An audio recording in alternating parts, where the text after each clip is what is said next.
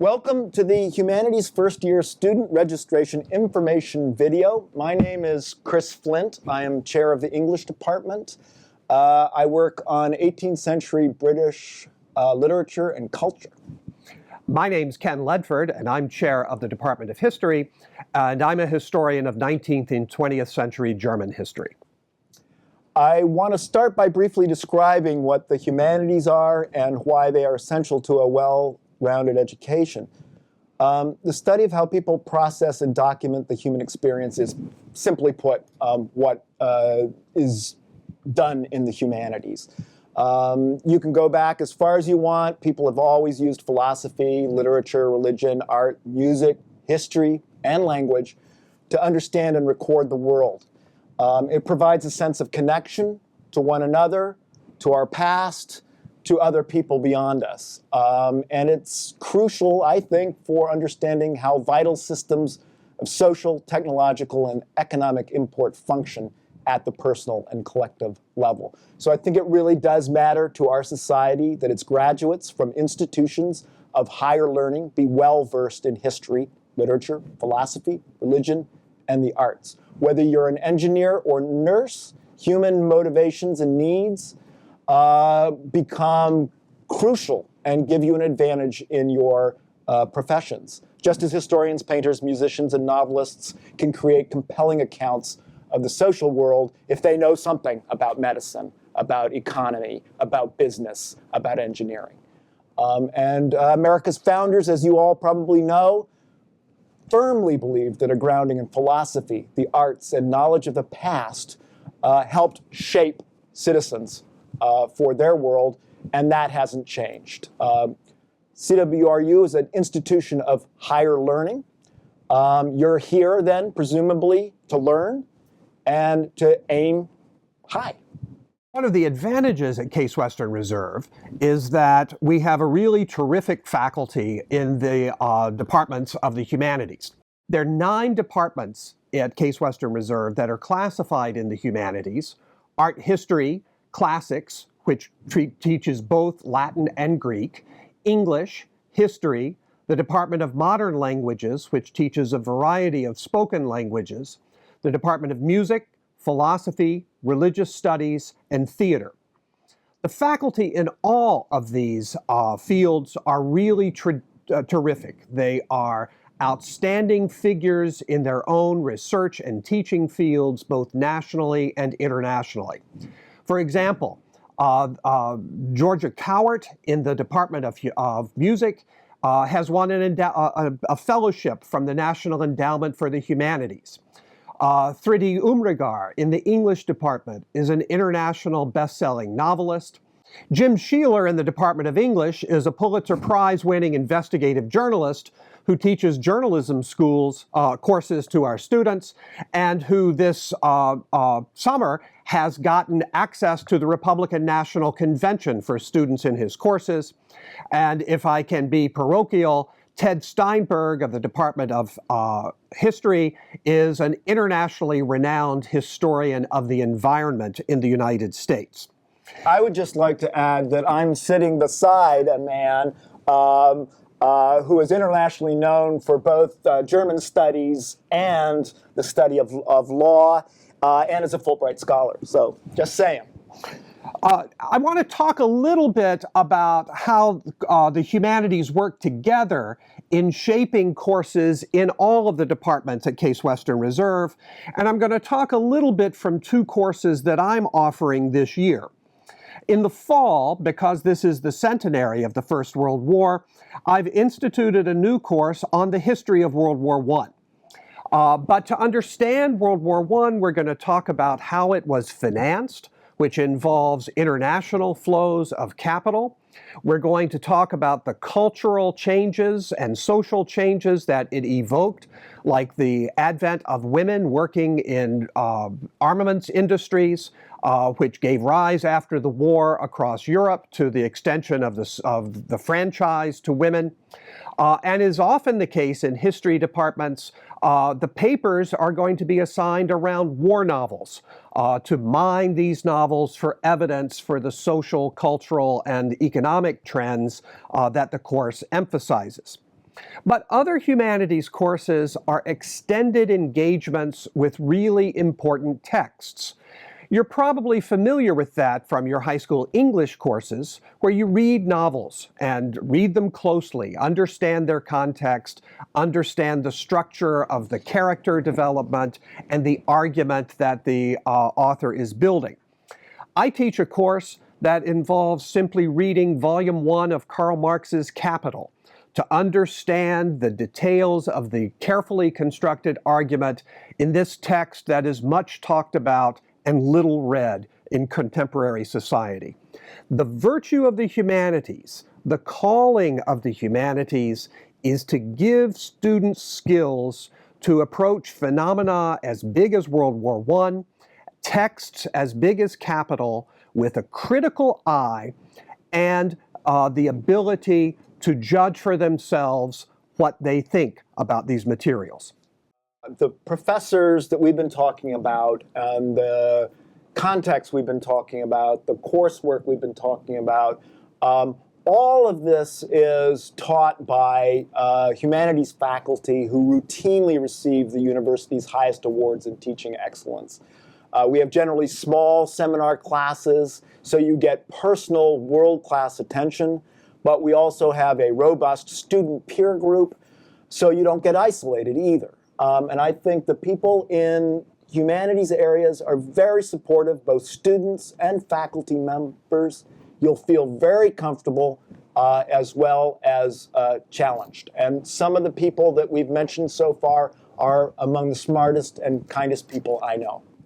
Some general advice both to those students who think they want to major in humanities subjects and to those students who are majoring in STEM subjects but who are interested in the humanities is that the structure of the curriculum is less restrictive in the humanities often than it is in sciences and mathematics. It's less hierarchical. You can jump around with greater chance of success than in fields where you need foundations and intermediate levels and then advanced levels of knowledge. In the humanities, I would encourage you to take the classes that interest you, no matter what the level. You're going to get the first-year registration guide with a list of recommended courses, but if you're really interested in a course in the Russian novel in translation and it happens to have a 300 level number, you can survive in that. You can thrive in that as a first or second semester freshman. Because the courses are small, get to know your professor. Now, this may in fact be unavoidable because your professors are going to do their best to get to know you. But you'll have lots of opportunities before or after class and during the copious office hours that all of us keep to go in and just talk about things in general. Talk about your plans for your college career and get the perspective of your teachers as well as of that of your assigned advisor. I want to encourage you to think about a couple of particular things, whether humanities majors or STEM majors interested in the humanities. Consider the virtue of learning a spoken foreign language. There's no graduation requirement of language proficiency at Case Western Reserve, but undergraduate school was the time when I learned my German, which was something that's obviously necessary for me to be a historian of Germany. I had studied Latin in high school to great interest, but one didn't walk up and down the streets of major European capitals talking to people in Latin, except maybe Vatican City. So I picked German essentially at random. I studied it for 7 semesters, didn't major, didn't minor, but I learned German. That's an opportunity you would have here. And language study is often a restorative counterpoint to the kind of study that one does in STEM subjects. So I want you to consider that. For the humanists who aren't particularly happy perhaps with their math experience in the past, I want to encourage you to take your math early in your career. Math can be fulfilled in our College of Arts and Sciences in a number of ways. Calculus is the one most students do, But don't overlook the value of learning statistics. Simply to understand what's printed in the New York Times or Huffington Post or Breitbart so that you can protect yourself against the ideological agendas of people you read in the press. And of course, statistics is offered either in the statistics department or in two of the social science departments, all of which fulfill the mathematical literacy requirement. Consider doing that in your first semester or certainly in your first year. I would also add that there are extraordinary advantages of being in university circle that connect quite explicitly with humanities, but being human in general.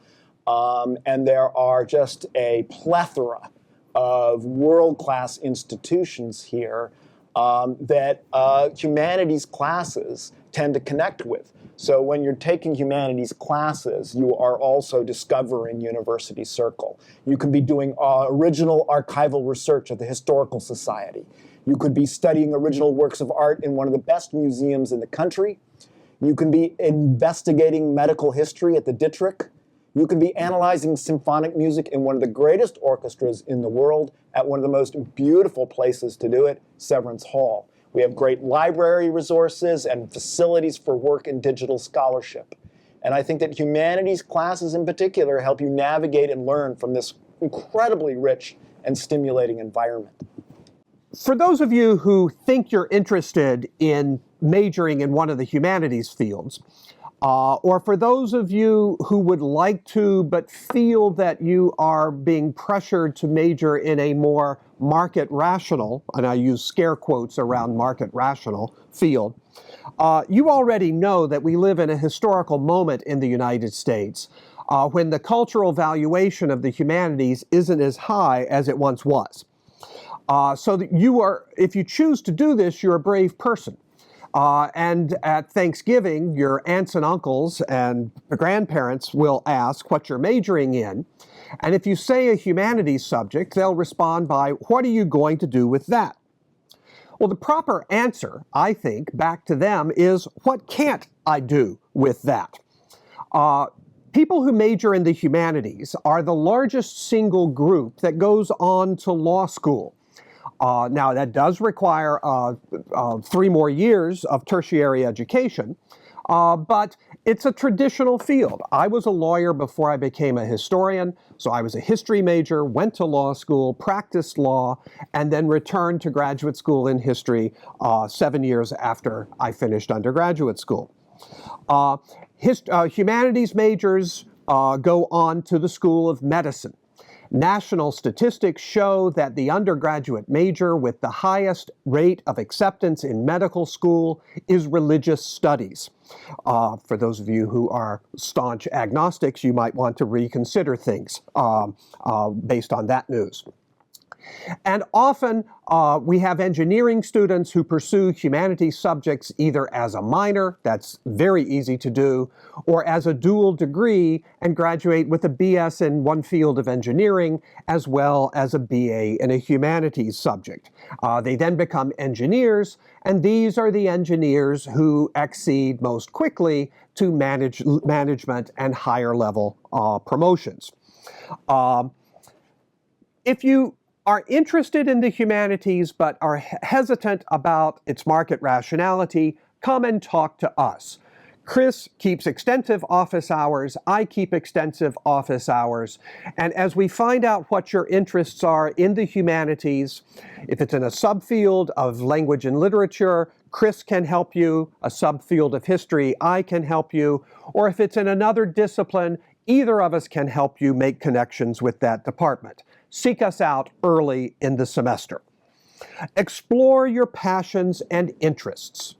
Whatever you learn as a humanities major or from your humanities courses will serve you in the future in ways that nobody, not even your aunts and uncles and grandparents, for all their love and good intentions, can anticipate at this moment.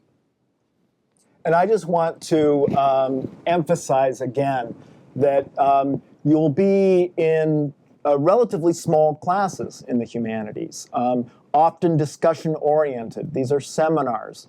And the students in those humanities classes are not just humanities students. We have engineers in our classes. We have nurses in our classes. We have business people in our classes, and so on and so forth. Even accountants in one instance I can remember. So it's a diverse group of students in terms of academic interests. Science, math, engineering, accounting, as I said. All of that, I think, makes you a better, more rounded person. The sooner you get experiencing that, the better. I also want to say a few things about planning your courses for this fall, in fact. And obviously, a first step is the Office of Undergraduate Studies. They have a number of templates that will tell you what a probable or useful degree of engagement with classes might be, or what kind of structured class systems to take. Michael Mason, the Associate Dean of Undergraduate Studies for first-year students, is fabulous at helping you through this, as are all of the various associate deans that will be helping first-year students in the fall. But we'd also encourage you to be creative and experimental. Move beyond what is simply on a list. And one of the first places to go is the General Bulletin, which is the catalog of all the courses offered by the university. Go through it. Look and see what courses interest you. But you do have to know that departments often have very detailed descriptive course descriptions of their own and very helpful websites. And you can go there and often learn much more about an individual course that's not reflected in the general bulletin, that's why it's called general, that will kind of give you a real grasp of what to expect. And I know that most of the humanities professors I meet love their office hours and are often available. And it's a time to talk to them, and it's a time to get their advice, even at the point where you're just starting and deciding on courses. You can find out if you match up with a professor in terms of the way they teach a class, their views of a class, their views of teaching. This will help you recognize what kind of courses are best suited to you. And this is the first start of a process that can make you realize that we can help you not only achieve your goals, but in certain instances, reorient your goals. Think of something new, surprising you hadn't thought of. You've got 4 years of blessed time ahead of you, really, to do whatever you want to do. Obviously, you're training for a profession, but that's not all you'll be doing here. And you can really find what is important to you and what will enrich your life, not just help you find a profession, which is something you do have to do, incidentally. Nonetheless, take advantage of just the wide variety of possibilities that are out there. And one start is the humanities. All of our departments just have a rich subset of disciplines within the overarching discipline. The English department has film, creative writing, as well as literature.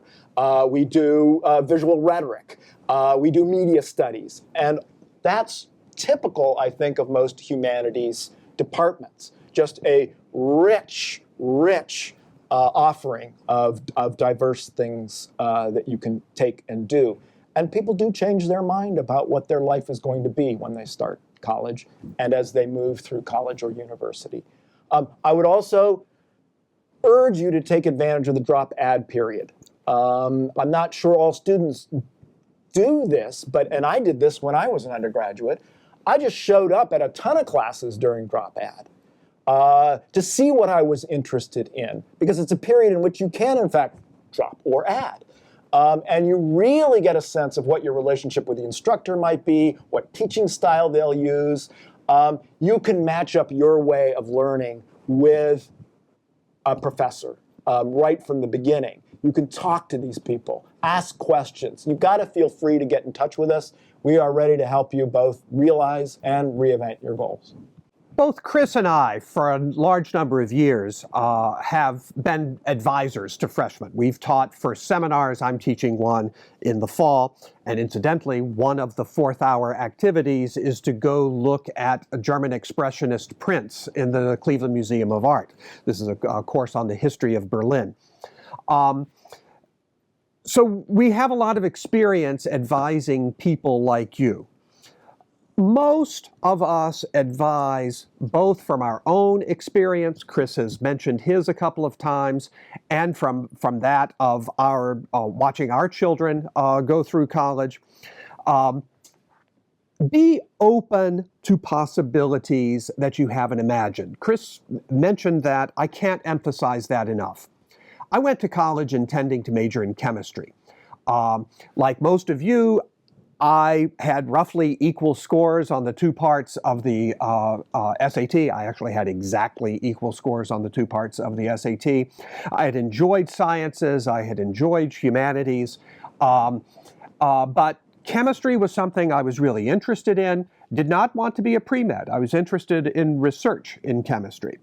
Got to university and registered in chemistry and took it and thrived. But I also took a history course and thrived in it as well. And I discovered that I enjoyed time in the library and archives more than I enjoyed time in the laboratory. Very hard to specify or quantify, but within a semester I knew history was what I wanted to major in rather than chemistry. That was not what I knew at the same time going into my freshman year where you find yourself now. So be open to courses that speak to you. If it's a sociology course or political science in the social sciences, that's fine. But follow what speaks to you is what I'm suggesting.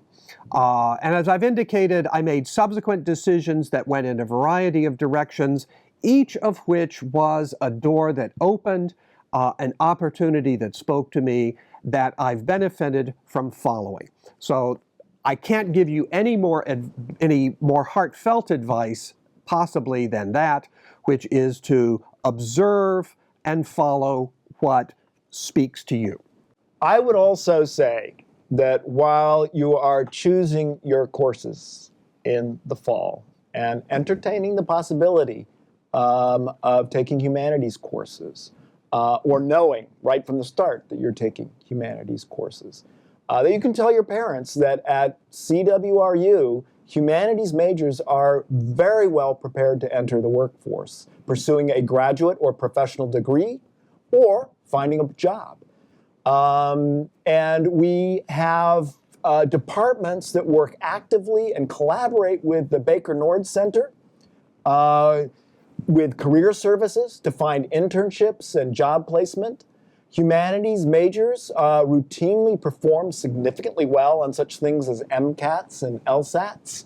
One of the services of the Baker Nord Center for the Humanities is a series called Humanities at Work. Look for this early in your freshman year here because we have panels of community leaders, successful professionals in different fields who themselves had majored in the humanities and gone on to success as physicians, as lawyers, as entrepreneurs, as business managers. It is a recent historical phenomenon that business leadership has been populated by people other than humanities majors. And of course, I'm a historian, so I think that change over time is a constant. And as any economist will tell you, if you look at things in the long run, we're all dead.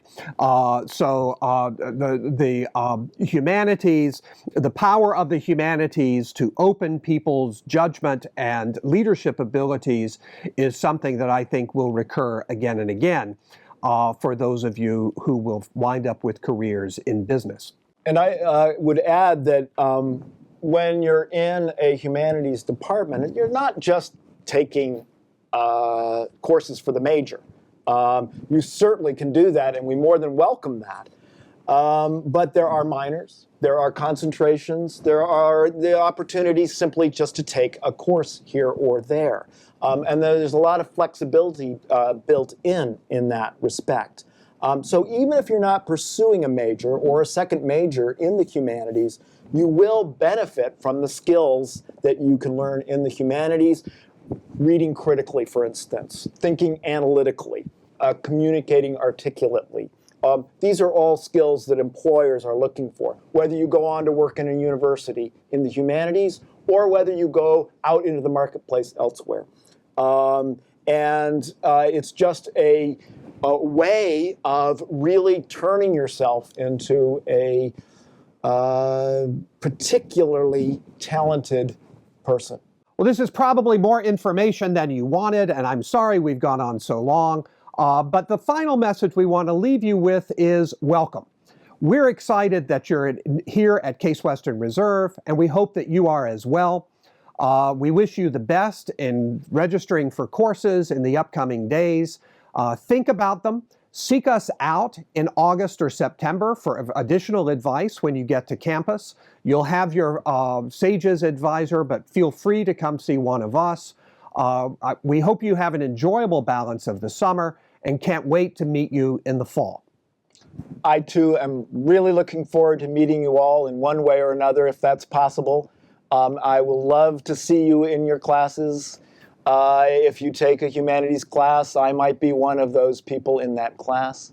And I hope that you are helped by what we've said here and that you're ready to start up.